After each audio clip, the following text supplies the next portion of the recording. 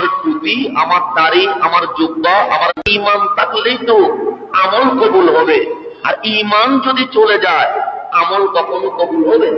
জীবনে কখনো কবুল হবে না। সেই জন্য কোরআনে আল্লাহ তাবারক ওয়া তাআলা যখন বলেছেন যালিকাল কিতাবু লা রাইবা ফীহি হুদাল লিল মুত্তাকিন, এরপর বলছে আল্লাযীনা ইউমিনুনা বিল গায়ব ওয়া ইউকিমুনাস সালাহ।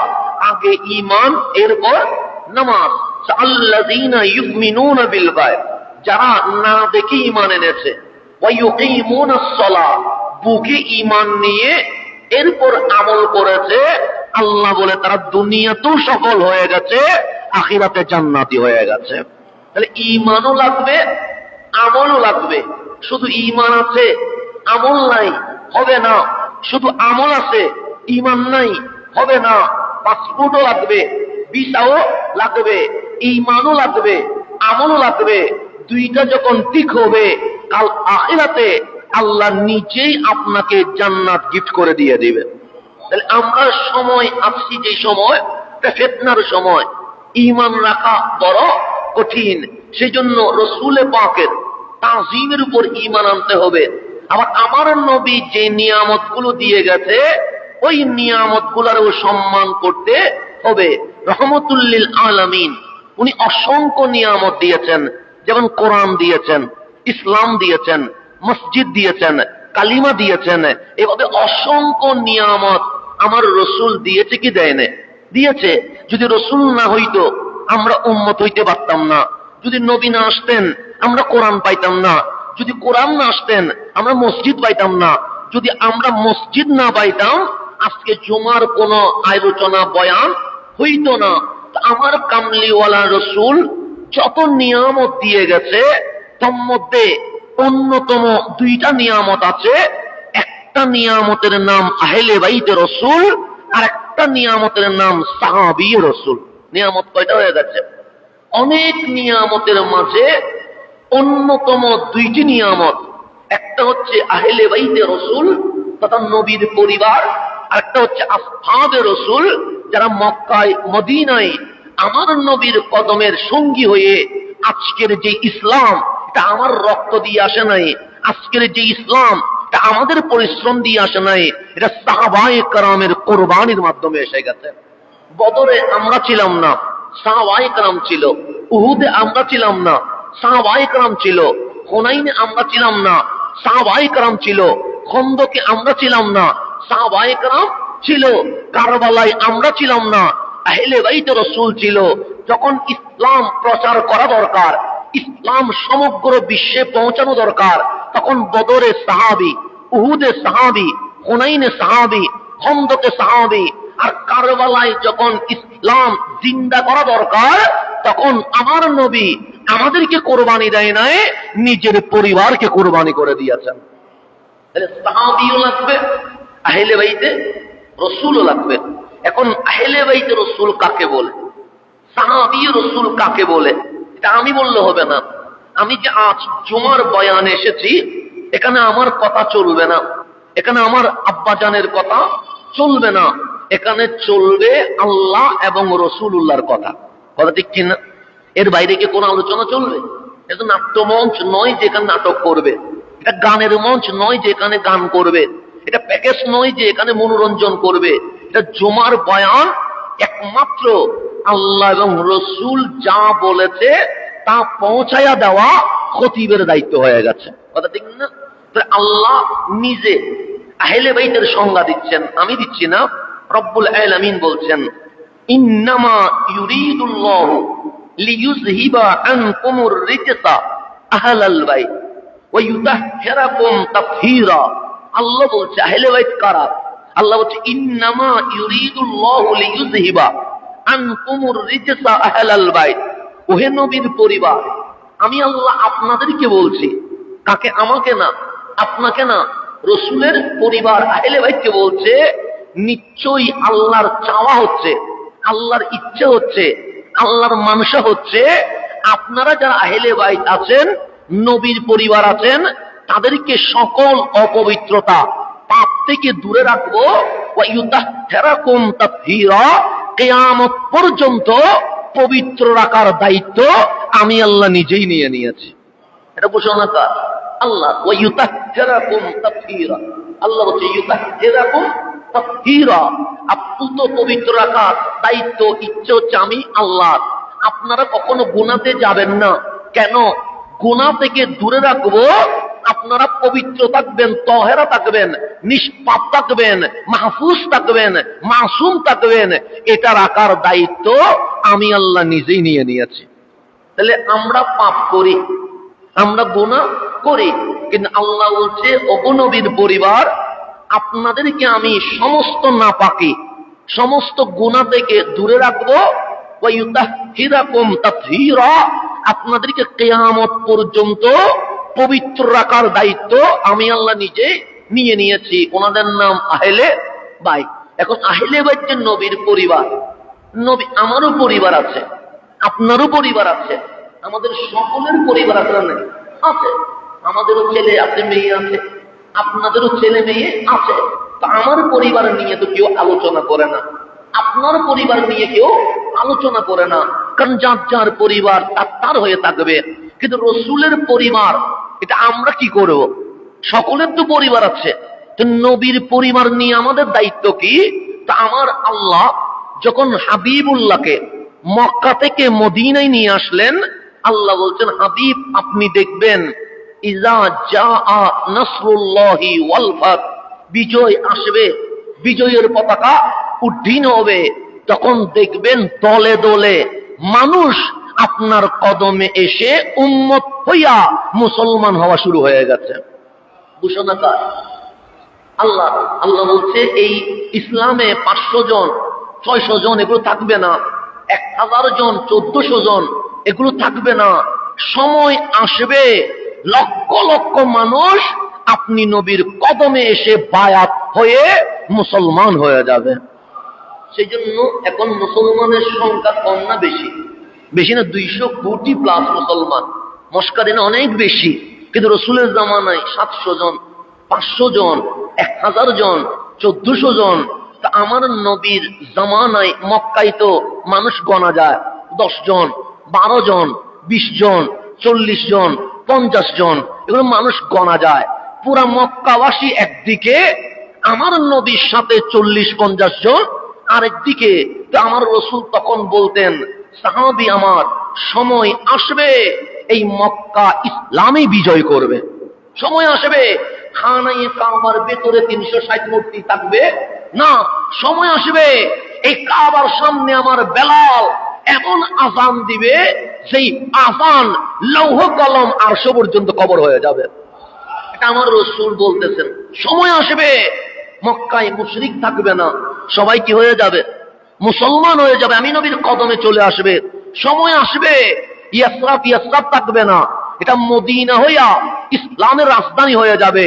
তোমাদের হায়াত যদি থাকে, তোমরা নিজের চোখে দেখবা রোম পরাস্য মুসলমানরাই বিজয় করে ফেলেছে। এগুলো বলতেছে মানুষ কয়জন? 40 জন 50 জন মানুষ। এগুলা নিয়ে আমার রসুল বলতেছে রোম বিজয় হয়ে যাবে, পরাস্য বিজয় হয়ে যাবে, মদিনা বিজয় হয়ে যাবে, মক্কায় বিজয় হয়ে যাবে। তো মানুষ হাসাহাসি করতেছে যে রসুল নিজের কুরাইশ বংশ যেটা, এটা নবীর বিরোধিতা করে।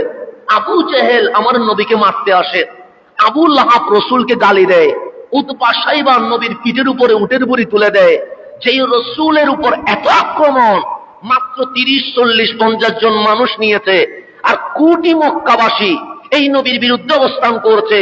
আর উনি বলছে মক্কা নাকি বিজয় করে ফেলবে, কাবা থেকে নাকি 360 মূর্তি বের করে ফেলবে, উনি নাকি মক্কাকে ইসলামী রাষ্ট্র বানাবে, ইয়াসরাবকে নাকি মদিনা বানায়া দিবে, ওনার উম্মত নাকি রোম পরাস্য বিজয় করবে। হাসাহাসি করছে মানুষ। কেন? রসুলের পক্ষে মানুষ 50 জন, আর বিপক্ষে লক্ষ নয় কোটি মানুষ।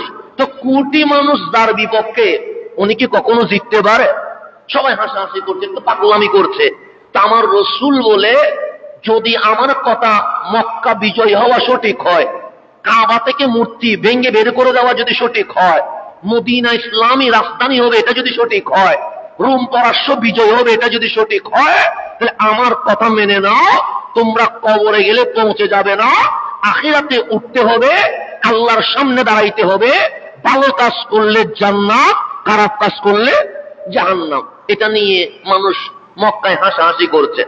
এটা কেমন রসুল 40-50 জন মানুষ নিয়ে মক্কা বিজয়ের স্বপ্ন দেখছে। আমি যদি বলি বাংলাদেশ অচিরেই আমেরিকা বিজয় করবে, জীবনে কেউ মানতে পারবে? আমাকে তো আপনারা বের করে দিবেন, চলে যান, আপনার মেন্টালিটি সমস্যা হচ্ছে, আপনি চিকিৎসা করানো দরকার। আমি যদি বলি বাংলাদেশ আমেরিকা বিজয় করবে, এটা বাঙালি মানুষ মানবে? তো আপনারা যখন মানবেন না, বিশ্বই কেউ মানবে? মানবে না। তো মসজিদের মধ্যে একটা ফিতনা শুরু হয়ে যাবে, গ্রুপিং হয়ে যাবে। এটা কোন হুজুর যিনি বলছে আমেরিকা বিজয় করবে? আর আমেরিকা কেমনে বিজয় করবে? ও তো একটা বোম মারলে বাংলাদেশ শেষ হয়ে যাবে। যেমন আমার কথা এখন বিশ্বাস করা যায় না, তা আমি তো অনেক দূরে রহমতুল্লিল আলামিন 40-50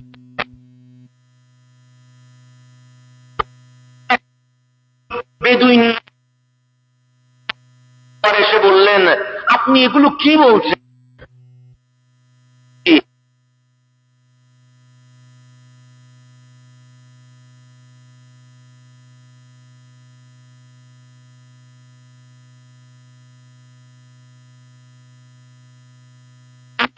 রোম পারস্য বিজয় হবে, এগুলো তো আমার বিবেক সাপোর্ট করে না।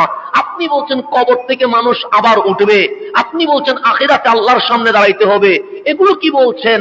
এগুলো তো বিশ্বাস করা যায় না।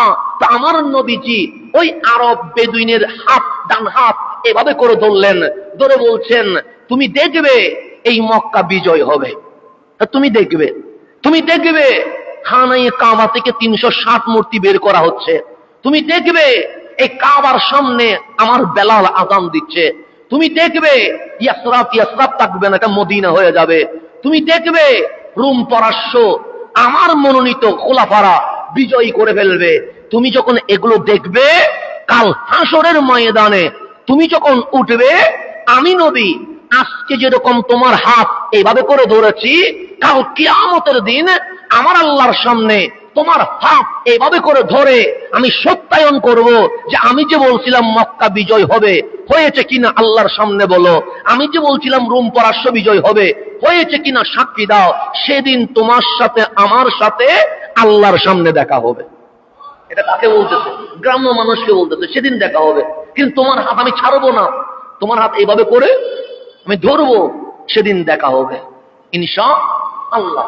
তো রাসূল বলেন তুমি দেখবে, তার মানে তুমি জীবিত থাকবে, তুমি অতি দ্রুত মারা যাবে না। তো এই মানুষ আরব বেদুইন দেখতেছে রহমতুল্লিল আলামিনকে মক্কা থেকে বের করে দিয়েছে। ইয়াসরাবে যাইতে দেরি, পরের দিন ইয়াসরাফ নয়, এটা মদিনা হয়ে ইসলামী রাষ্ট্র হয়ে গেছে। এটা আরব বেদুইন নিজের চোখে কি করতেছে, দেখতেছে। 6ষ্ঠ হিজরি হইতে দেরি, মক্কায় এখন আর মুসলমান কম নাই, ঘরে ঘরে কি হয়ে গেছে, মুসলমান হয়ে গেছে। 8ম হিজরিতে আমার নবী মক্কায় ঢুকতে দেরি, সমগ্র মক্কার মানুষ নবীর কদমে এসে 2 হাত তুলে কালিমা পড়ে মুসলমান হয়ে গেছে। রাসূল বলছে তুমি দেখবে। রহমতুল্লিল আলামিন জাহেরি পর্দা করে ফেলেছেন। সৈয়দুনা সিদ্দিক আকবর খলিফা হয়ে গেছেন, সৈয়দুনা সিদ্দিক আকবর চলে গেছে। ফারুক আজম আসতে দেরি, ফারুক আজমের হাতে রোম পারস্য বিজয় হয়ে গেছে। রাসূল 50 জন নিয়ে যা বলছিল তা বাস্তবায়ন হইতে 15 বছর লাগে নাই। কয় বছর লাগে নাই? 15 বছরও লাগে নাই। 15 বছরের মাথায় রোমও বিজয় হয়ে গেছে, পারস্য বিজয়। চতুর্দিক থেকে মুসলমানের কালিমার আওয়াজ যখন চলছে, ওই আরব বেদুইন তার বুকে ভয় চলে এসেছে। কিন্তু যখন 40-50 জন মানুষ নিয়ে এই নবী বলতো মক্কা বিজয় হবে, কাবা স্বাধীন হয়ে যাবে, 360 মূর্তি বের হয়ে যাবে, লাব্বাইক আল্লাহুম্মা লাব্বাইকের তাওয়াফ হবে, রোম পারস্য বিজয় হয়ে যাবে, 15 থেকে 16 বছর যায় নাই, সব তো বিজয় হয়ে গেছে। যদি এই রাসূলের কথায় মক্কা বিজয় হয়ে যায়, রোম পারস্য বিজয় হয়ে যায়, এই নবী মিথ্যা বলতে পারে না। কবরে গেলে সেখান থেকে উঠতে হবে, কাল হাসরের ময়দানে আল্লাহর সামনে দাঁড়াইতে হবে। রাসূল তো বলেছে আমার ডান হাত এইভাবে করে ধরে আল্লাহর সামনে নিয়ে যাবে, আমি তো বড় অপরাধী হয়ে যাব। এইভাবে বেঈমান থাকা যাবে না। ওই আরব বেদুন যখন রোম পারস্য বিজয় হয়ে গেছে, ভয়ে মক্কা ছেড়ে মদিনায় চলে এসেছে, ফারুক আজমের হাতে কালিমা পড়ে মুসলমান হওয়ার জন্য। উনি মক্কা ছেড়ে কোথায় চলে আসছে? মদিনায়। ইসলাম কবুল করবে কেন? এই নবীর কথাই তো মক্কা বিজয় হয়ে গেছে। এই নবীর কথাই তো কাবার সামনে বেলাল আযান দিতে আমি নিজের চোখে দেখেছি। 360 মূর্তি তো বের হয়ে গেছে। মক্কায় তো কোনো মুশরিক নাই, সবাই মুসলমান হয়ে গেছে। এখন রুম পরাশি ইসলামের বিজয়ের পতাকা উঠছে। সুতরাং এই নবীর কথা কখনো মিথ্যা হইতে, এটা যদি সত্য হয় তাহলে কবরের জীবন সত্য, আখিরাতের জীবন সত্য, বিচারের জীবন সত্য, আল্লাহর সামনে দাঁড়াইতে হবে, এটা সত্য। আর আমার রাসূল তো বলেছিল তুমি দেখবে এবং আমি কাল হাসরে তোমার হাত এইভাবে করে ধরে আল্লাহর সামনে নিয়ে যাব এবং সত্যায়ন করব আমি কি মিথ্যা বলেছি নাকি সত্য বলেছি। তো রাসূল যা বলেছে সত্য সত্য। উনি মক্কা ছেড়ে মদিনায় এসে দেখে খলিফা হচ্ছে ফারুকে আজম। সবাইকে জিজ্ঞেস করছে এই যে ইসলামের রাজধানী মদিনায় সংসদ ভবন কোনটা? সবাই বললেন মসজিদে নববী। খলিফার নাম কি? ওমর ইবনুল খাত্তাব। আমাকে একটু দেখায়া দাও। সবাই দেখাই দিলেন। ফারুকে আজম মসজিদের মিম্বরে বসে তখন বিচারের কাজ করছে। অনেক বিচার জমে গেছে। বিচারের যখন কাজ করছে ফারুকে আজম দেখছে ওই আরব বেদুইন যাকে আমার কামলিওয়ালা রাসূল ডান হাত ধরে বলেছিল এখানে যেভাবে ধরেছি কাল কিয়ামতে সেভাবে ধরে আল্লাহর সামনে দাঁড় করাইয়া দিব, ওই ব্যক্তি মসজিদের দরজায় দাঁড়িয়ে আছে। ফারুকে আজম বসা থেকে দাঁড়িয়ে গেছে। বসা থেকে কি হয়ে গেছে? আমিরুল মোমেনিন।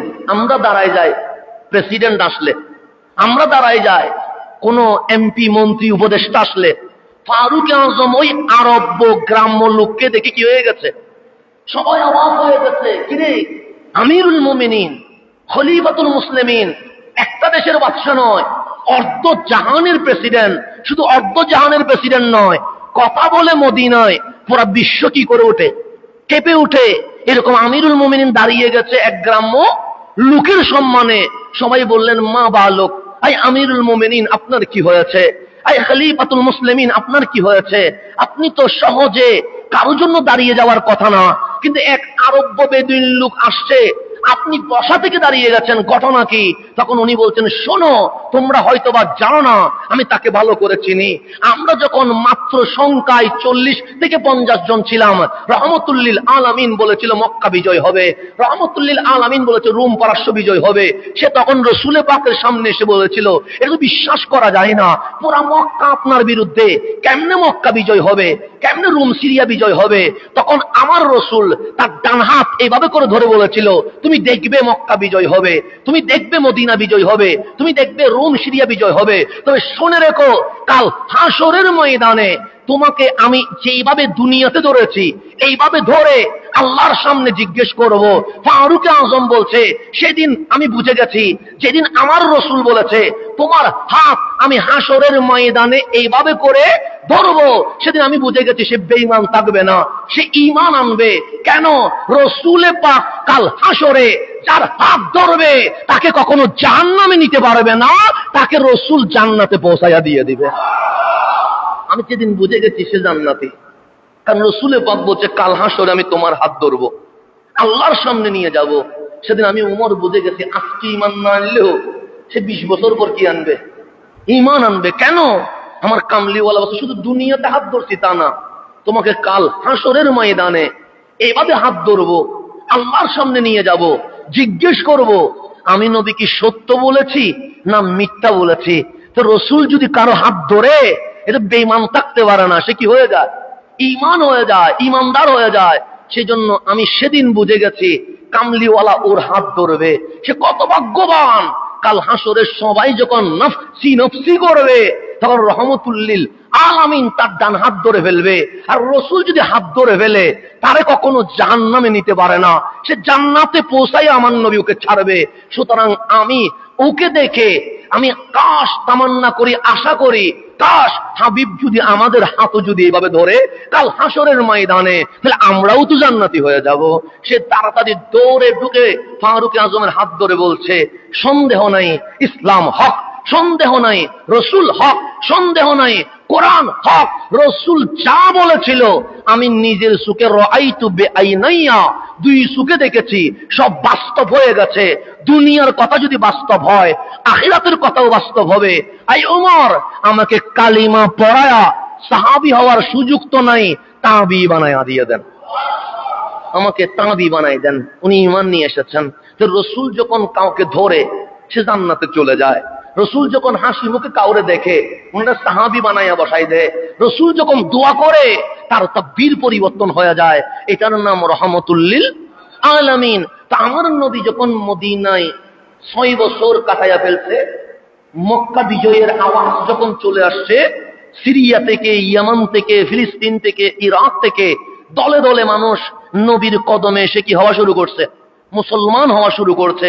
তখন আগে ছিল বেলালের মতো মুসলমান, আগে ছিল আবু হুরায়রার মতো মুসলমান, আগে ছিল জুলাইবিবের মতো মুসলমান রাদিয়াল্লাহু তাআলা আনহুম। এখন সিরিয়ার এমপি চলে আসে, এখন ফিলিস্তিনের মন্ত্রী চলে আসে, এখন ইয়ামানের প্রেসিডেন্ট বাদশাহ নবীর কদমে চলে আসে। ইসলামের প্রাথমিক অবস্থা ছিল দুর্বল, এর পরের অবস্থা হয়ে গেছে শক্তিশালী। এখন কোটিপতি নবীর কদমে চলে আসছে। সবাই ডাক দিলেন, ইয়া রাসূলুল্লাহ, উম্মতের জন্য কি করেন নাই? তাইফের মধ্যে রক্তে লাল হয়ে গেছেন, উম্মতের জন্য কি করেন নাই? খানায়ে কাবার সামনে উটের বুড়ি তুলে দিয়েছে, আপনি একবারও উফ বলেন নাই। উম্মতের জন্য কি করেন নাই? 3-4 দিন আপনাকে ঘরে বন্দি করে দিয়েছে, আপনি একবারও চিৎকার করেন নাই। উহুদের ময়দানে দমদম মোবারক শহীদ করে দিয়েছেন, ঈমান দিলেন, কালিমা দিলেন, ইসলাম দিলেন, কোরআন দিলেন, আমাদেরকে উম্মত বানায়া জান্নাতি বানায়া দিয়েছেন। কামলিওয়ালা, আপনার কি লাগবে?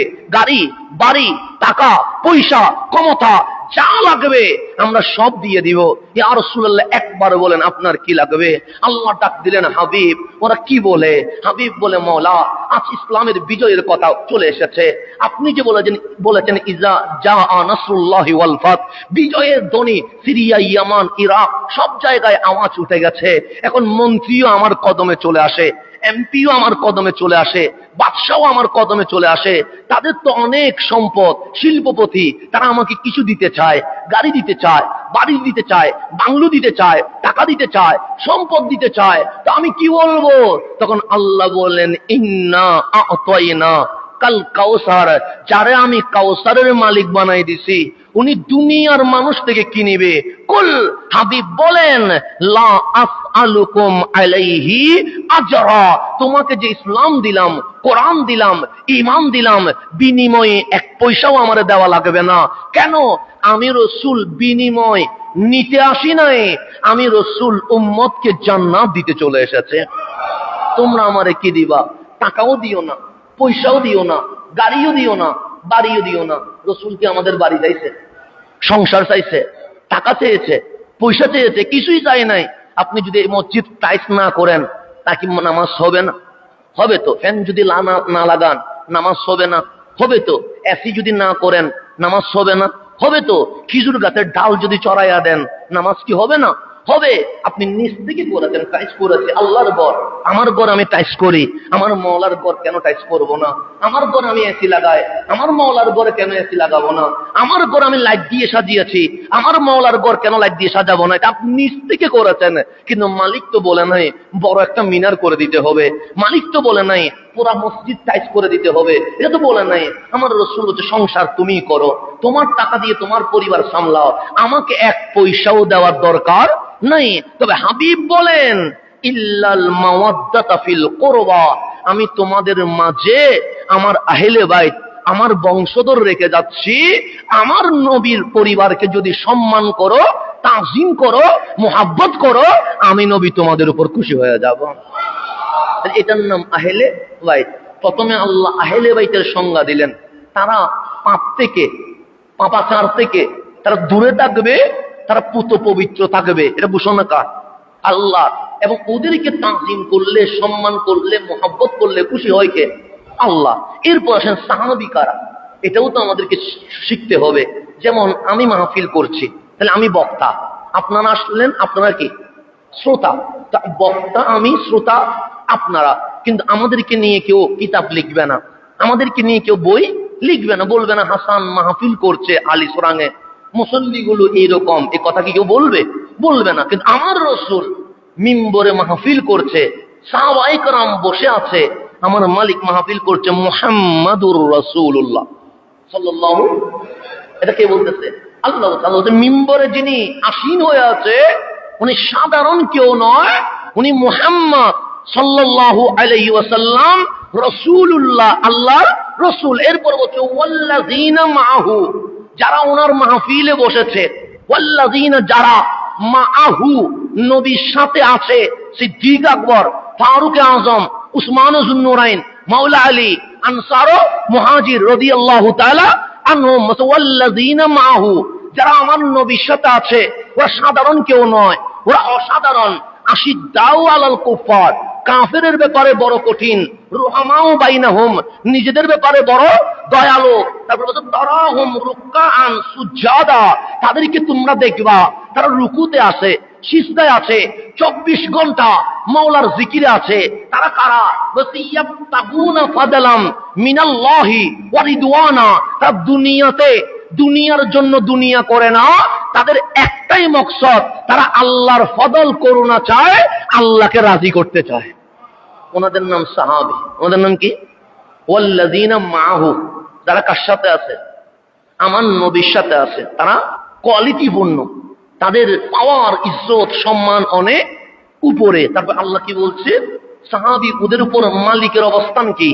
আল্লাহ বলছে রাদিয়াল্লাহু আনহুম ওয়া রাদু আনহু, আমি আল্লাহ ওনাদের উপর রাজি হয়ে গেছি, ওনারা আল্লাহর উপর রাজি হয়ে গেছে। আমরা যে জুমার নামাজ পড়ছি, আমরা আল্লাহ আমাদের উপর রাজি হয়েছে কিনা আমরা কি গ্যারান্টি দিয়ে বলতে পারবো? কবুল হইতেও পারে, নাও হইতে পারে, এটা মালিকের ইচ্ছা। আমি আল্লাহর তো জোর করে বলতে পারবো না মালিক কবুল করতেই হবে, এরকম কি দাবি করতে পারবেন? না। আপনি, আমার কাজ হচ্ছে নামাজ পড়া। এখন মালিকের যদি মন চায় রিসিভ করবে, মালিকের যদি মন না চায় কি করে দিবে? ছেড়ে দিবে, বলতে এটা আমার পছন্দ হয় নাই। সেজন্য 5 ওয়াক্ত নামাজ পড়তে হয়। প্রত্যেকটা সিজদা যে কবুল হচ্ছে তা না। ওই 5 ওয়াক্ত নামাজের ভিতরে 30-40 বছরের ভিতরে যদি একটা সিজদা মালিকের পছন্দ হয়ে যায়, আপনি কামিয়াব হয়ে যাবেন। একটাও যদি কবুল হয়ে যায়। আমাদের কাজ হচ্ছে নামাজ পড়া। মালিক হচ্ছে আমি যে কোনো সময় রিসিভ করে ফেলবো। তোর সুবহানা রাব্বিয়াল আলা যেদিন 800 পর্যন্ত খবর হয়ে যাবে, সেদিন রিসিভ হয়ে যাবে। কিন্তু কন্টিনিউ কাজ কি করতে হবে? চলমান করতে হবে। তুমি নামাজ বাদ দিতে পারবে না, রোজা বাদ দিতে পারবে না, কোরআন ছেড়ে দিতে পারবে না। তুমি কন্টিনিউ করো। কোন সময় তোমার তাকদীর চমকে উঠবে তুমি জানো না, জানে কে? তাহলে আমি জানি না আমার নামাজটা মালিকের দরবারে কবুল হয়েছে কিনা, আমি জানি না আমার মাহফিল মালিক সন্তুষ্ট হয়েছে কিনা, আমি জানি না আমাদের এই কাজকর্ম রহমান সন্তুষ্ট চিত্তে কবুল করেছে কিনা।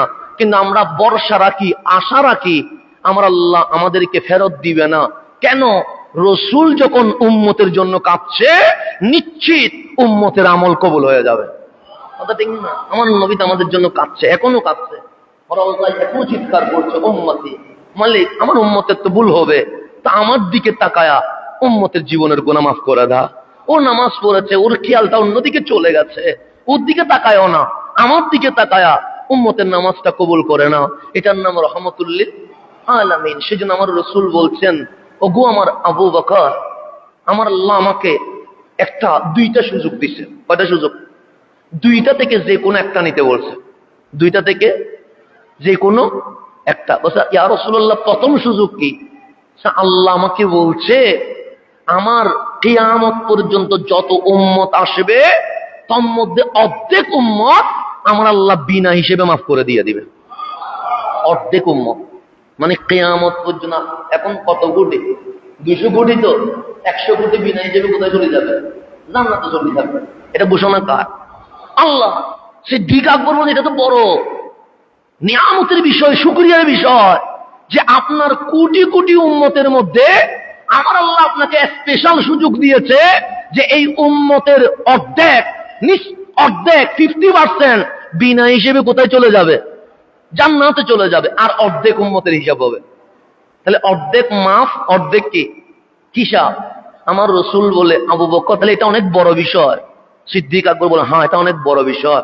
আমার রসুল বলে, এটা আমি নিয়ে নেই। আল্লাহ আমাকে নিতে বলছিল কিন্তু আমি নেই নাই। সিদ্দিক আকবর বলেন, কি বলেন ইয়া রাসূলুল্লাহ? আল্লাহ বলছে আপনার 50% কিয়ামত পর্যন্ত উম্মত বিনা হিসেবে মাফ করে দিবে। এটার চেয়ে বড় সুযোগ আর কি হতে পারে? আপনি নেন নাই? নি নাই তো কি নিছেন? অর্ধেক উম্মত তো মাফ করবে, আর অর্ধেক উম্মত কি করবে? হিসাব নিবে। তা আল্লাহ যদি হিসাব নেয় জান্নাতে যাওয়ার কোনো উপায় আছে নাই। আল্লাহ যদি পানির হিসাব নেওয়া শুরু করে, এই নামাজ তো পানির ভিতরে চলে যাবে, আপনি জান্নাতে যাবেন কেমনে? তা আল্লাহর হাবিব বলেন, সিদ্দিক, অর্ধেক উম্মত জান্নাতে বিনা হিসেবে চলে যাবে, এটা আমি খুশি। কিন্তু আল্লাহ যে বললেন অর্ধেক উম্মতের হিসাব করবে, তো মালিক যদি দুনিয়ার নিয়ামত আর দুনিয়ার আমল হিসাব করে, অর্ধেকের মধ্যে একটাও জান্নাতে যেতে পারবে না। আর আমি তাদেরকে রেখে কখনো জান্নাতে ঢুকতে পারবো না। তা আল্লাহরে বললাম, মালিক এই সুযোগটা নিব না। তা আল্লাহ বলেন, হাবিব কি নিবেন? তা আমাকে শাফাআতে কুবরার মালিক করে দেন। কেন? ওখানে অর্ধেক মাফ করবেন, অর্ধেক হিসাব নিবেন। আর যদি আমি শাফাআতে কুবরার মালিক হয়ে যায়, যেই বেঁচে যাবে তাকে সুপারিশ করে জান্নাতে নিয়ে যেতে পারবো। একটাও জাহান্নামে রাখবো না, একটারও আমি বাহিরে রেখে যাব না। এটার নাম রহমতুল্লিল। যিনি হরদম উম্মতের কথা ভেবেছেন। আমি তো নবীর কথা ভুলে গেছি, আপনি তো রসুল ছেড়ে দিয়েছেন, কিন্তু যিনি উম্মত কখনো ছাড়তে পারে নাই, ওনার নাম রহমতুল্লিল। না বদরে উম্মত ছাড়তে পারছে, না উহুদে উম্মত ছাড়তে পারছে, না হুনাইনে উম্মত ছাড়তে পারছে, না খন্দকে উম্মত ছাড়তে পারছে, উম্মতকে কখনো ছাড়তে পারে নাই, না রওজা মুবারকে উম্মত ছাড়তে পারছে। আমার কামলিওয়ালা বললেন, সিদ্দিক ও আমার ওমর, তোমরা আমার দুই মন্ত্রী। দুনিয়াতে যেরকম তুমি আবু বকর ডানে, তুমিও আমার বামে, আমি রাসূল মাঝখানে। ঠিক কাল হাসরের ময়দানে আল্লাহ আমাকে মাঝখানে, আমার আবু বকরকে ডানে, আমার ওমরকে বামে, আমরা তিনজন সর্বপ্রথম হাসরের ময়দানে উঠে যাব। হাসরের ময়দানে উঠবে সর্বপ্রথম রহমতুল্লিল, আর ডানে থাকবে মন্ত্রী সিদ্দিকে আকবরের, রসুলের মন্ত্রী, দুনিয়ার মন্ত্রী না। দুনিয়ার মন্ত্রীর অনেক ইজ্জত হয়, অসম্মানীয় হয়, কিন্তু রসুলের মন্ত্রীর কখনো বেজ্জতি হয় না। রসুলের মন্ত্রী সিদ্দিকে আকবর, রসুলের মন্ত্রী ফারুকে আজম। এখন কয়জন উঠছে? তিনজন উঠছে। তো ডানেও তো কেউ নাই, বামেও তো কেউ নাই, কারণ সবাই তো কবরে। সর্বপ্রথম উঠছে রহমতুল্লিল আলামিন। রসুলকে যদি রওজা থেকে না সরাই, কিয়ামত হবে না। সেই জন্য রসুলের রওজা আছে বলে বেঁচে আছি। তো রওজা থেকে যখন রসুল উঠে যাবে কিয়ামতে, আর কেউ আছে? তখন ইজা জুলজিলাতিল আরদু জিলজালাহা, জমিন কি করতে থাকবে? কাঁপতে থাকবে। ইজা ওয়াকাতিল ওয়াকিয়া, জমিন থরথর করে কাঁপবে। তো কাঁপবে যখন রসুল ডানে বামে যখন দেখবে উম্মত নাই, তখন আমার রসুল কান্না করে দিবে, ডাক দিয়ে বলবে, জিবরিল আইনা উম্মতি। আমি উঠলাম, ডানে আমার আবু বকর, বামে আমার ওমর। আল্লাহকে আমার উম্মতের হিসাব নিকাশ করে ফেলেছে, না হয় কেউ নাই কেন? রসুল যখন চোখের পানি ছেড়ে দিবে, আল্লাহ বলবে, জিবরিল বাকিদেরকে পরে তুলিও, আগে নবীর উম্মতকে নবীর সামনে দাঁড় করাইয়া দিয়ে দাও। এরপর আমাদেরকে তুলে ফেলবে। কেন? রসুল আমাদেরকে না দেখলে চোখের পানি ছেড়ে দিবে। তা আল্লাহ বলবে, দুনিয়াতেও কাঁদছেন, আখিরাতেও কাঁদাবো। এটা তো হতে পারে না হাবিব, আপনার সামনে আমি উম্মত দাঁড় করাইয়া দেব। উম্মত যেন আপনার সামনে থেকে কখনো বিপরীতে চলে না যায়, আপনার সামনে দাঁড়িয়ে থাকবে উম্মত। সেজন্য আমার রসুল বলেন, আমার ডানে আমার গরিব উম্মত থাকবে, আমার বামে আমার গরিব উম্মত থাকবে, আমার পিছনে আমার গরিব উম্মত থাকবে। কেন? দুনিয়াতে যেগুলো এমপি মন্ত্রী ছিল, ওরা দুনিয়াতে অনেক সম্মান পেয়েছে, কিন্তু আমার গরিবগুলো তো সম্মান পায় নাই। কাল হাসরে আমি নবী নিজে আমার গরিব উম্মতকে ভিআইপির মর্যাদা দিয়ে দিব। দেখেন কিভাবে ভাবছে যে কাউন্সিলরের জন্য তো সম্মান থাকে, এমপির জন্য তো সম্মান থাকে, চেয়ারম্যানের জন্য অন্তত 5 বছর তো সম্মানের ব্যবস্থা থাকে, এমপি মন্ত্রীর আগে পিছিয়ে তো র্যাব পুলিশ আর্মি থাকে, কিন্তু রিক্সাওয়ালারে তো কখনো কেউ বিশেষ অতিথি বানায় নাই, কখনো ব্যান গাড়িওয়ালারে তো কখনো কেউ বুকে টেনে আনে নাই।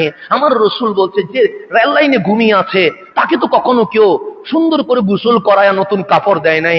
কামলিওয়ালা বলে, ওগো গরিব উম্মত, দুনিয়ায় ভিআইপির মর্যাদা পাও নাই, আফসোস করিও না, কাল হাসরে আমি নবী নিজের হাত দিয়ে তোমাদেরকে ভিআইপির মর্যাদা দিয়ে দেব। এটার নাম রহমতুল্লিল আলামিন। যিনি ইঞ্চি ইঞ্চি কথা ভাবছে, যিনি মুহূর্তে মুহূর্তে কথা ভাবছে, এটার নাম উম্মত। নামাজ ফরজ হয়েছে। দেখেন কামলিওয়ালা নামাজ তো একটাই, যেটা জোহরের নামাজ যেরকম, আসরের নামাজও সেরকম, মাগরিবের নামাজও সেরকম, কিন্তু উম্মত নিয়ে কিভাবে ভাবছে? উম্মত যখন একলা নামাজ পড়বা তখন রুকু সিজদা একটু লম্বা করে দিও, যখন একলা নামাজ পড়বা কেরাতটা একটু লম্বা করে ধরিও, কিন্তু যখন তুমি জুমার নামাজ পড়বা, তুমি যখন ইমামতির মুসল্লায় দাঁড়িয়ে গেছো, শুধু তুমি আসো না, তোমার পিছনে অনেক মুরব্বী মানুষ আছে যারা দাঁড়াইতে বড় কষ্ট হয়, অনেক বাচ্চা আছে যারা মসজিদে এসেছে কষ্ট হয়, অনেক অসুস্থ মানুষ আছে যারা দাঁড়াইলে কষ্ট হয়। উম্মত যখন জুমার নামাজের ইমামতি করবা, নামাজটা একটু ছোট করে পড়িও, কেন? আমার উম্মতের যেন কষ্ট না হয়। এটার নাম রহমতুল লিল আলামিন। ফজরের নামাজ যখন পড়বা একটু লম্বা করে পড়িও, কেন ইয়া রাসূলুল্লাহ? ঘুম থেকে উঠে ফজরের সময় একটু আলসামি লাগে, উঠতে একটু দেরি লাগে, বাথরুমে ঢুকতে একটু দেরি লাগে, ওযু করতে করতে নামাজ যদি ছোট করে পড়াও, আমার উম্মতটা নামাজ পাবে না। সেজন্য ফজরটা লম্বা করে দিও, জুমাটা ছোট করে দিও, যেন আমার উম্মত জামাতেরও সওয়াব পায়, আবার কষ্টও যেন না পায়। এটার নাম রহমতুল্লাহ। প্রত্যেকটা জিনিসে ভাবছে কেমনে হইলে উম্মত শান্তি পাবে, কেমনে হইলে উম্মতের কষ্ট হবে না, কেমনে হইলে উম্মত নাজাত পাবে, কেমনে হইলে উম্মত সওয়াব বেশি পাবে। এমন ভাবে আমার রাসূল উম্মত নিয়ে ভাবছে। আমাদের 24 ঘন্টার প্রত্যেকটা সেকেন্ডের কাজ আমার নবী আল্লাহ থেকে এনে ইবাদত বানায়া দিয়ে দিয়েছে। আমার মসজিদে আসা ইবাদত, আমার দোকানদারি করা ইবাদত, আমার ব্যবসা করা ইবাদত, আমার চাকরি করা ইবাদত, আমার রাস্তায় হাঁটা ইবাদত, আমার চোখ দিয়ে তাকানো ইবাদত। যদি আমার কাজকর্ম নবীর সুন্নত অনুযায়ী হয়ে যায়, সবটাই ইবাদতে ভরপুর হয়ে যাবে। কেমন নবী চিন্তা করেছেন? জিলহজ মাসে মানুষ হজ করতে চায়, একজন রিকশাওয়ালা ভাবছে আকাশ, আমিও যদি হজ করতে পারতাম। কামলিওয়ালা ওইটাও ভাবছে। কি ভাবছো? উনি বলছেন ইয়া রাসূলুল্লাহ, আমার 7 লক্ষ টাকা নাই, আমি হজে যাব। আমার রাসূল বলে গড়ে মা আসেনি? উনি বলেন আছে। তো ও 7 লাখ টাকা খরচ করে একবার হজের সওয়াব পাবে। তুমি যতবার তোমার মায়ের দিকে মোহাব্বতের নজরে তাকাবা, আমার মালিক ততবার তোমাকে কবুল হজের সওয়াব দিয়ে দিবে। দেখেন কিভাবে উম্মত নিয়ে ভাবছে, উম্মতের যেন কোনো কিছু কমতি না হয়, উম্মতের যেন সওয়াবের দিকে কোনো ঘাটতি না হয়। এটার নাম রহমতুল লিল। আর আমরা ডানে মামে পিছনে ঘুরছি নবী বাদ দিয়া, কখনো ওর কাছে যায়, কখনো অমুকের কাছে যায়, অমুকের ভক্ত হইতে যায়া নারিয়ারা সালাত যে কখন বাদ দিয়ে দিয়েছি খেয়াল করতে পারি নাই, ইয়া রাসূলুল্লাহ যে কখন বাদ দিয়ে দিয়েছি খেয়াল করতে পারি নাই, রবিউন নূরে মিলাদুন নবী হয় এটা যে কখন বাদ দিয়ে দিয়েছি খেয়াল নাই, রসুলের প্রশংসা যে বাদ দিয়ে দিয়েছি এটা খেয়াল নাই, দরুদ ও সালাম যে বাদ দিয়ে দিয়েছি এটা আমাদের খেয়াল নাই। আমরা মানুষের ভক্ত হতে ব্যস্ত হয়ে গেছি। আর আল্লাহ বলছে ওয়াইলামু আন্না ফীকুম রাসূলুল্লাহ, আর তোমরা বড় ভাগ্যবান। কেন? আমি আল্লাহ তোমাদের মাঝে আমার হাবিবুল্লাহকে দিয়ে দিয়েছি। নবী বাদ দিয়ে কোথায় যাচ্ছেন? সেজন্য নবী বাদ দেওয়ার কোনো সুযোগ নাই। তা আল্লাহ বলছে রাদিয়াল্লাহু আনহুম, আমরা জানি না মালিক আমাদের উপর রাজি আছে কিনা, কিন্তু আল্লাহ বলছে রাদিয়াল্লাহু আনহুম, আমার নবীর সাহাবীর উপর আমি রাজি হয়ে গেছি। তাদের সিজদা কবুল হয়ে গেছে, তাদের নামাজ কবুল হয়ে গেছে, তাদের জিহাদ কবুল হয়ে গেছে, তাদের ইবাদত কবুল হয়ে গেছে। কেমন কবুল হয়েছে? আল্লাহ বলছে উলাইকা হিজবুল্লাহ, তারা নবীর কাছে এসে শুধু নবীর দল হয় নাই, তারা মাওলার দল হয়ে গেছে। আলা ইন্না হিজবাল্লাহি হুমুল মুফলিহুন, নিশ্চয়ই আল্লাহর দল তারাই সফল কাম। আমার নবীর সাহাবী দুনিয়াতেও সফল হয়ে গেছে, আখিরাতেও সফল হয়ে গেছে। তাহলে সাহাবী রাসূলকে তাজিম করতে হবে, আহলে বাইতকে মোহাব্বত করতে হবে। এই দুইটা যদি একসাথে থাকে, এটার নাম আহলে সুন্নাত ওয়াল জামাত। এটার নাম আহলে সুন্নাত ওয়াল জামাত। যেহেতু সময় খুবই কম, আমি আস্তে করে দুইটা সংজ্ঞা দিয়ে, একটা হচ্ছে সাহাবী রাসূল আর একটা হচ্ছে আহলে বাইত রাসূল। এটা মুসলিম শরীফের হাদিস। আম্মা জান আয়েশা সিদ্দিকা তাহেরা রাদিয়াল্লাহু তাআলা আনহা উনি বর্ণনা করছেন, খারাজান নবী সাল্লাল্লাহু আলাইহি ওয়াসাল্লাম গাদাতান, আমার রাসূল ভোরবেলা ঘর থেকে বের হলেন। রহমাতুল লিল আলামিন ভোরবেলা, সকালবেলা শীতের মৌসুমে ঘর থেকে কি হলেন? বের হলেন। আলাইহি মিরতুন মুরাহহাল মিন শারি আসওয়াদা, আমার নবীর গায়ে একটা কালো রঙের চাদর আছে, যেটার উপর কারু কাজ করা। কি কাজ করা? কারু কার্যে খচিত এটা কালো চাদর নবীজির গায়ের মধ্যে কি আছে? মোড়ানো আছে। এটা পরে রহমতুল লিল আলামিন ঘর থেকে বের হয়েছে। তা আম্মা জান আয়েশা সিদ্দিকার সুন্নাহ সিস্টেম হচ্ছে, নিয়ম হচ্ছে, রাসূল পাক যখন বের হতেন তখন উনি নিজে ঘরের দরজা খুলে দিতেন। ঘরের দরজা যখন খুলতেন, রহমতুল লিল আলামিন যখন বের হতেন, আম্মা জান আয়েশা দরজার সামনে দাঁড়িয়ে থাকতেন। যতদূর রাসূল দেখা যায় ততদূর রসুলের দিকে তাকিয়ে থাকতেন, যখন দেখা যাইতো না তখন ঘরের দরজা বন্ধ করে দিতেন। আজকে রসুল কি হয়েছে? বের হয়েছে, আমি দরজায় দাঁড়িয়ে আছি, রহমতুল্লিল আলামিনকে দেখছি, কামলিওয়ালা যাচ্ছেন। কয়েক কদম যাওয়ার পরে ফাজআল হাসান ইবনে আলী রাদিয়াল্লাহু তাআলা আনহু, দেখলাম আমার নবীর শাহজাদা ইমাম আলী মাকাম ইমাম হাসান আসতে লাগলেন। ফাআদখালাহু, আমার নবী যে চাদরটা পরছেন এই চাদরটা এভাবে খুলে ইমাম হাসানকে চাদরের ভিতর নিয়ে নিছেন। কিসের ভিতর? চাদরের ভিতর। এখন রসুলের পাক একজন, ইমাম হাসান কয়জন? দুইজন হইলেন। এরপর আমি তাকিয়ে আছি, সুম্মা জাআল হুসাইন, এরপরে ইমাম হুসাইন রাদিয়াল্লাহু তাআলা আনহু আসছেন। ফাদাখালা মাহু, ওনাকেও চাদরের ভিতর কি নিয়ে নিয়েছেন? রহমতুল্লিল আলামিন নিয়ে নিয়েছেন। তাহলে রসুল একজন, ইমাম হাসান দুইজন, ইমাম হুসাইন কয়জন? তিনজন। এরপরে বলছেন সুম্মা জাআত ফাতিমাতু রাদিয়াল্লাহু তাআলা আনহা, এরপর দেখলাম আম্মা জান ফাতিমাতুজ জাহরা আসতেছেন। ফাআদখালাহা, আমার নবীজি ওনাকেও চাদরের ভিতর নিয়ে নিয়েছেন। সুম্মা জাআ আলীউন, এরপর হযরতে সাইয়্যিদুনা আলী কাররামাল্লাহু ওয়াজহু আসলেন। ফাআদখালাহু, ওনাকেও চাদরের ভিতর নিয়ে নিয়েছেন। তার রাসূল পাক মাঝখানে একজন, ইমাম হাসান ডানে দুইজন, ইমাম হুসাইন বামে তিনজন, আম্মা জান ফাতেমা সামনে রসুলের বুকে চারজন, সৈয়দুনা আলী রসুলের পিছনে কয়জন হইল? পাঁচজন। এই পাঁচজনের রসুল চাঁদরে মোড়াইয়া ফাকাল, তারপরে বলছেন মালিক তুমি যে বলেছো ইন্নামা ইউরিদুল্লাহু লিইয়ুযহিবা আনকুমুর রিজসা আহলাল বাইত ওয়া ইউতাহহিরাকুম তাতহীরা, যে আহলে বাইতকে পবিত্র রাখবা বলে ঘোষণা করেছো, ওই আহলে বাইত আমি, হাসান, হুসাইন, আলী, ফাতেমা, আমরা পাঁচজন হচ্ছে আহলে বাইতের রাসূল। এর মুসলিম শরীফ আছে, সেজন্য আমরা বলি পাক পাঞ্জাতন। এই পাক পাঞ্জাতন এখান থেকে আসছে, হাদিস থেকে আসছে। এটা আমাদের কোনো বানানো না, এটা কোনো গীতি বই থেকে নেওয়া না, এটা কোনো পীর সাহেবের উক্তি না, এটা আমার নবীর উক্তি হাদিস থেকে। যে আপনি যে বললেন যারা পুত পবিত্র থাকবে, পুত পবিত্র মানে পাক, ওই পাক হচ্ছে আমরা পাঁচজন, তার মানে পাক পাঞ্জাতন। এই পাঞ্জাতনকে সামনে নিয়ে বলছে আমরা আহলে বাইত, আমাদের নসল দিয়ে কিয়ামত পর্যন্ত যারা আসবে তারা আহলে বাইত। এরপর আমার রসুল বলছে যারা আমার হাসান হুসাইনকে ভালোবাসবে তারা আমাকে ভালোবাসবে। এরপর আমার রসুল মান আহাব্বানি, যারা আমাকে ভালোবাসবে, ওয়া হাব্বা হাসাইনে, যারা হাসান আর হুসাইনকে ভালোবাসবে, ওয়া আবাহুমা ওয়া উম্মুহুমা, এবং তাদের উম্মাহুমা, তাদের বাবা এবং মাকে ভালোবাসবে। যারা আমি নবীকে ভালোবাসবে, যারা হাসানকে ভালোবাসবে, যারা হুসাইনকে ভালোবাসবে, যারা হাসান হুসাইনের আম্মা ফাতেমাতুজ জাহরাকে ভালোবাসবে, যারা হাসান হুসাইনের আব্বা হযরতে আলীকে ভালোবাসবে, সে কানা মাই ফি দারাজাতি ইয়াউমাল কিয়ামা, কিয়ামতে আমি আর সে এইভাবে করে থাকবো। কিয়ামত দিবসে আমি আর সে কিভাবে থাকবো? এইভাবে থাকবো। তাহলে আহলে বাইতের ভালোবাসা লাগবে কি লাগবে না? লাগবে। এরপর সাহাবায়ে কেরাম সম্পর্কে আমার রাসূল কি বলছে একটু দেখেন। আমার কামলিওয়ালা বলছেন রহমতুল্লিল আলামিন ডাক দিয়ে বলছেন উম্মত, সাহাবায়ে কেরামকে যেমন তেমন মনে করো না, সাহাবায়ে কেরাম বড় দামি। আল্লাহ আল্লাহ ফি আসহাবি, আমার সাহাবায়ে কেরামের ব্যাপারে কথা বলতে আল্লাহকে ভয় করো, ইত্তাকিল্লাহ, আমার মাওলাকে ভালো করো, ভয় করো। লা তাত্তাখিজুহুম গারাদান বাদি, আমি চলে যাওয়ার পর আমার সাহাবায়ে কেরামকে তোমরা গালির কোনো বিষয়বস্তু বানাইও না, সমালোচনার বিষয়বস্তু বানাইও না, নিন্দার বিষয়বস্তু বানাইও না।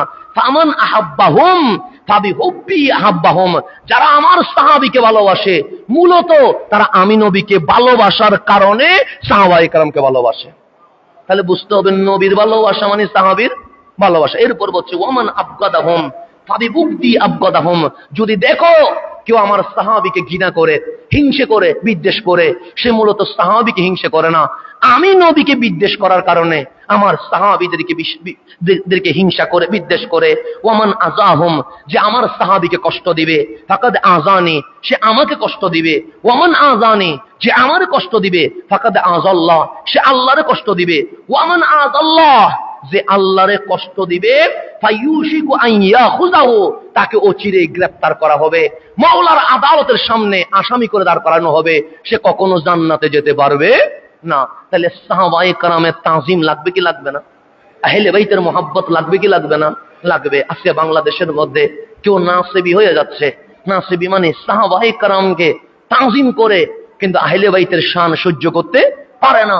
আর কেউ রাফেজি হয়ে যাচ্ছে, তার মানে আহলে বাইতের শান সহ্য করতে পারে, কিন্তু সাহাবীর তাজিম সহ্য করতে পারে না। তো যে রাফেজি সে শিয়া হয়ে গেছে, যে নাসিবি সে খারেজি হয়ে গেছে। আমরা আহলে সুন্নাত ওয়াল জামাত, আমরা আহলে বাইতকে মোহাব্বত করি, সাহাবায়ে কেরামকে তাজিম করি। এই দুইটা যেখানে মিলে যাবে এটার নাম আহলে সুন্নাত ওয়াল জামাত। আল্লাহ যেন এই দুইটাকে শক্ত করে মজবুত করে আমাদেরকে ধরে রাখার তৌফিক নসিব করেন। হুসাইনি আদর্শ আমরা যেন বুকে নিতে পারি। আমরা জালেমের পক্ষে থাকতে পারবো না, আমরা মজলুমের পক্ষে থাকতে হবে। এটার নাম শহদায়ে কারবালার শিক্ষা। আল্লাহ যেন এই শিক্ষা আমাদের জীবনে বাস্তবায়ন করার তৌফিক নসিব করে। আমিন। ওয়া আখিরু দাওয়ানা আনিল হামদুলিল্লাহি রাব্বিল আলামিন।